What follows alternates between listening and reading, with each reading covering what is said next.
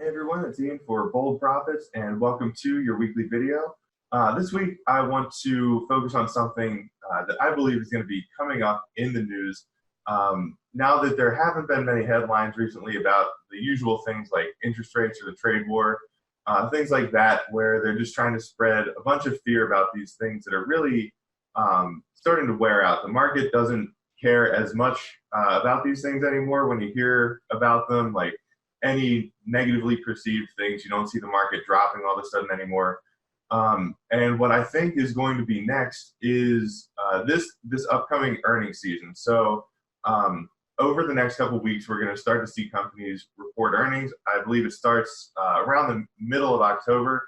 And there's been so much kind of pessimism about 2019 in general for earnings. And when I say earnings, I mean profits. So every quarter, whereas all companies report their sales, their profits, everything like that. They're just overall financials for the quarter.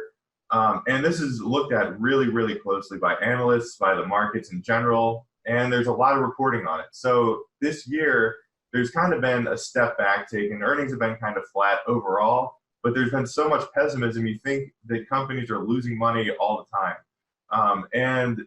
It's because last year we had the new tax reform where companies could save more money on taxes to boost their profits and boost their ability to put money back into their business and grow even more. And over the long run, this is going to be huge for companies because, like I said, they can put that money back into their business. They can grow from there. But the overall profits for companies in the S&P 500 last year grew 18%, and that's the fourth highest since 1999. And the other three that were higher than that were because we were coming out of a recession. So nobody thought the 18% was going to be sustainable.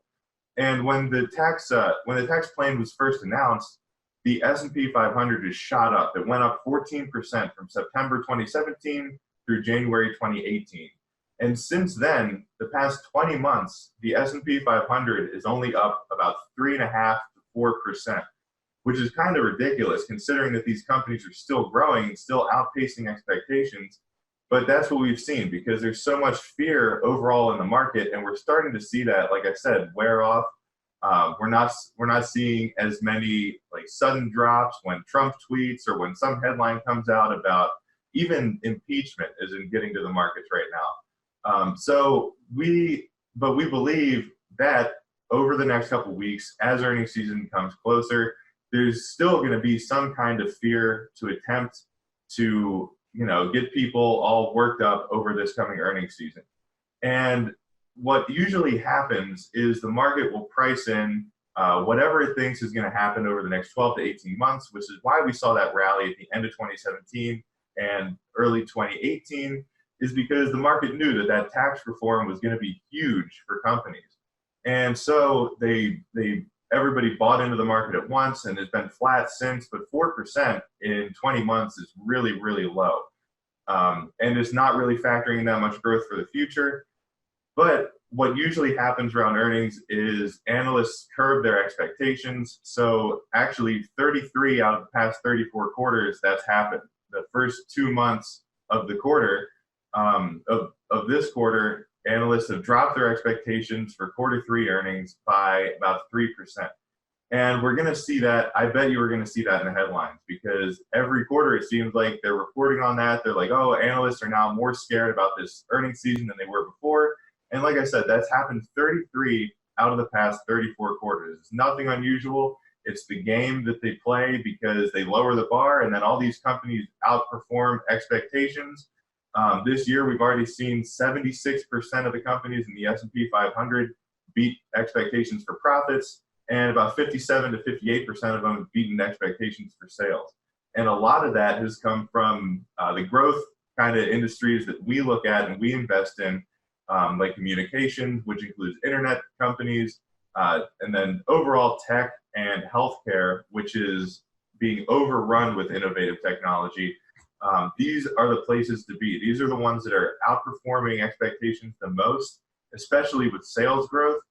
And so even though we're going to see this pessimism, it's still, like I said, it's the game that they play. They lower expectations, and then all the companies report, and and they all end up beating, and then everybody gets excited until the next earnings season comes, and you hear all about this again when everybody's apparently downgrading their expectations for these companies. And like I said, this is nothing to worry about. And meanwhile, while you have all these CEOs saying that there's going to be a recession next year and CFOs being super pessimistic about 2020, a lot of them are saying that it's going to happen even before the election, a whole recession going from here where the whole country is growing, production is growing, retail sales are growing, spending's growing, so it's all great. We're seeing all these CFOs and CEOs say there's going to be a recession in the next year. Meanwhile, the profits growth for S&P 500 companies is expected to be 9% in the first half of next year. So, of course, that's what we believe, but somehow there's still so many people coming out saying there's going to be a recession despite these predictions for growth, which is way more sensible in our opinion. So I just wanted to get that out there, that this is probably what's going to be coming up next, because it seems like whenever the market gets near new highs, you see all these stories coming out about why you should be afraid of a recession, of the markets. It looks toppy, it looks whatever. So again, forward looking, but if this does happen, which I really, really think it will, I'll talk a little bit more about it going forward, just to kind of ease the tension, say why these headlines are not something you should really buy into, and just reaffirm that there's major growth going on throughout the entire US economy. And for my millennial topic of the week, I want to talk about something that I've talked about actually a little bit before, which is digital banking and how we're kind of shaping the future of finance, the future of banking.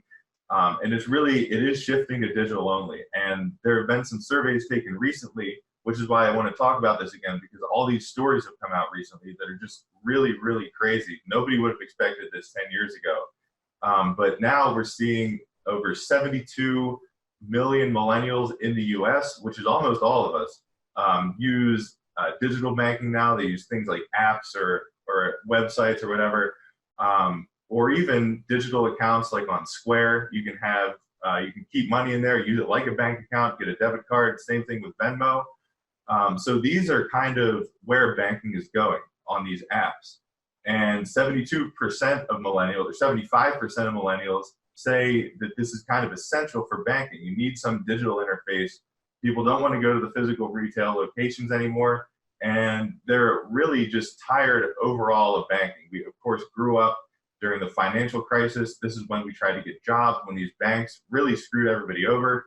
So we're tired of them. They're like our least favorite companies. That was actually a statistic that the big four banks are in the bottom 10 of millennials' favorite companies. So we're tired of them again, switching to digital only. And so we're seeing the rise of things like Square and Venmo, but there's also actual digital only banks that have been just blowing up over the past year, and it's kind of gone unnoticed by the general audience. But there's this one called Chime that came about 5-6 years ago. They took 4 years to get to 1 million customers, which is pretty impressive, getting 1 million people to sign up for a bank that has no locations, no physical presence whatsoever. But now they're up to 5 million, and they got 2 million of those customers newly added in the past 6 months, which is huge. We're seeing exponential growth here. There's also one in the UK called Monzo that has over 2 million customers. They're expanding to the US, which will, of course, grow their market. And there's another one in Europe, which was started in the UK as well, called Revolut, which has over 6 million members. And most of these are millennials. I know that when Chime first got their first million, they said over 750,000 of them were millennials. So I believe that's still the case. They haven't really reported on that specific number recently, but I would not be surprised at all if that's still the case. This whole industry is being driven by millennials that grew up with technology. They want to use it in every way possible, including banking. They don't want to go to these big banks anymore that don't really have the greater audience's interest in mind. They don't really care what the customer thinks, but they're going to have to change now. And you see companies like Bank of America and JP Morgan doing all these digital things to try and keep their customers, because they know that they're going to lose them, especially the younger audience, if they don't get all these kind of digital benefits and apps and whatever for their business. And even though they're doing that, we're still seeing people leave them and join these new digital-only companies. So we believe that this is really the future of banking. And we're seeing a growing number of people, especially millennials, want to or be open to using these banks, which is kind of, like I said, 10 years ago, you never would have joined a bank that was like, you couldn't go to an actual bank, a branch or anything, an office. But now 27% of millennials in the US are open to using these. That's over 20 million people just in one age group. And we're seeing kind of this adoption all over the world where you'd least expect. The UAE, the first digital bank there just launched. They have really strict banking regulations over there. So that's a big deal. Israel, which also has extremely big huge banking regulations, just opened their first new bank in over 40 years. And it was a digital only bank. They're taking a huge step by doing that. So we're seeing this adoption all over the place. It started kind of in the US and Europe, but now it's spreading all over the world. And this is the way things are going to keep going. So digital banking is something that we would recommend getting invested in. Unfortunately, there's not many public companies right now, but as this continues to develop, we're going to have some recommendations for people to get in on this technology because this is growing exponentially. The fact that Chime got 2 million customers in the US alone in the past 6 months to join their bank with no locations, no physical branches, all online, is a pretty big show that this is going to be a huge trend going forward. And as we've gone forward, as we've already seen, more and more people are getting open to this, and it's being driven by millennials. Gen Z is going to be on board. 27% of us already would be open to using them, and that's only going to go up from here. And the fact that these banks are being opened in places like the UAE and Israel, which have really strict banking laws, is just proof that this is really the launching point for this technology. We're going to see more and more pop up, and it might be the most disrupting thing that we have today, because banks, that's a $1 trillion industry, multi-trillion-dollar industry worldwide. And as you probably say, people heard, banks kind of rule the world. So the disruption of this is going to be huge, and it's going to be loud, and it's going to take place over the next 10 years. So just something to be prepared for. And that is all I have for this week. This is Ian for Bold Profits. Have a great weekend, and thank you for listening.